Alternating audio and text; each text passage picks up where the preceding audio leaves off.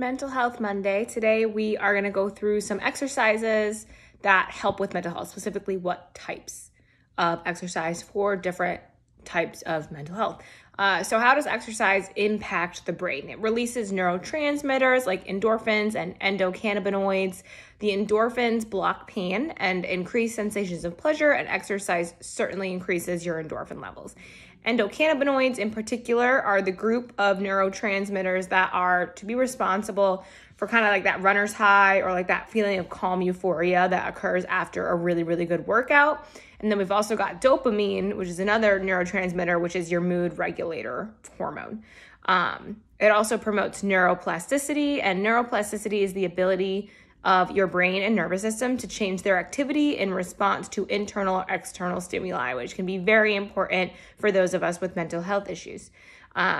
This plays a huge role in learning new skills, activities, and languages. It also increases oxygen supply to the brain. So as your heart starts to pump faster during exercise, it increases the oxygen supply to your brain. And then this results in certain changes to the blood vessels of your brain, promoting potential improvements in executive function, which includes working memory, flexible thinking, and self-control.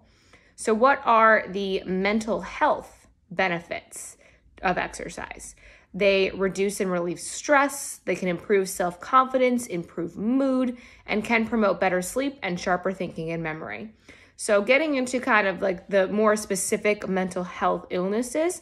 So we've got depression. That one specifically calls for aerobic exercise. So things like HIIT and running are going to be helpful for those of you that suffer from depression.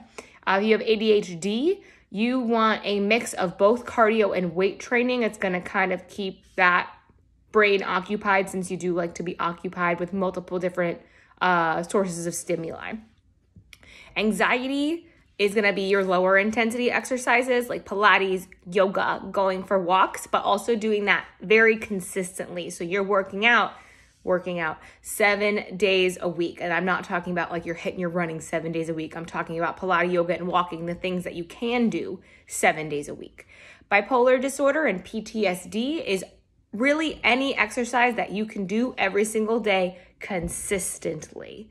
Whether that's running, whether it's a mixture of running and yoga and walking and Pilates and weightlifting and whatever it is, as long as it's consistent throughout your lifetime.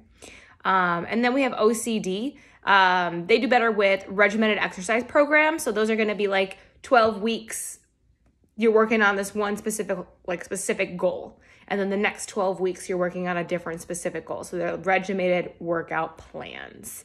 Some tips for developing an exercise routine for mental health. One, you want to find your ideal time of day, and that's going to be different for everyone. Me personally, I love a good 11 a.m. 11 a.m. is great for me for working out. I've learned any later, any earlier causes some health issues for me personally. Set attainable goals for yourself. You don't want to overwhelm your body that is already overwhelmed. We have including exercises that you enjoy, because if you're doing something you don't like, you're going to be less apt to do it. Try working out with a friend or a group. That can also be very helpful, being in that environment. And if you can, and if this is an option for you, working out with a personal trainer to hit those specific targeted goals. If you have any questions on exercises that help with mental health, comment below.